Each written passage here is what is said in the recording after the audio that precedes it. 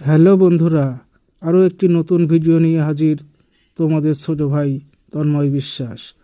আজ আমি একটি অন্যরকম ভিডিও নিয়ে এসেছি তোমাদের সামনে। আজ আমি তোমাদেরকে একটি আমার লেখা ছোট কবিতা বলে শোনাবো। কবিতার নাম আমাদের গ্রাম।